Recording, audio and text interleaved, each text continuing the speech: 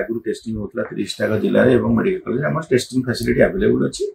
suspected case testing होची हमर नुआ केस किछि जीरो केस एटा हम एक्चुअली खबर कागज रे एवं विभिन्न इलेक्ट्रॉनिक मीडिया माध्यम रे भी हम जानिछु जे सिंगापुर और थाईलैंड आउ आपण हांगकांग रे किछि कोविड केस बढ़िया लक्षण देखाइछि एवं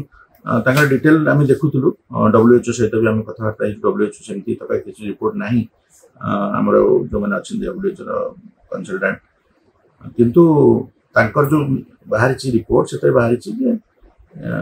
नुआ स्ट्रेन बोली कहि नांती से माने जो माने एक्चुअली कोचन जे जेतु लोक मानक रोग प्रतिशोधक शक्ति किंबा पर्टिकुलरली एई एंटी कोविड एंटीबॉडी कमी कमी जाउछि तेनो टिके सर्च देखाइ छि एवं किछि अधिका लोक एडमिशन छि एवं डेथ भी रिपोर्ट हि छि कोहाइ छि जे तांकर सेठी जो माने ससेप्टेबल पॉपुलेशन पर्टिकुलरली छोट पिला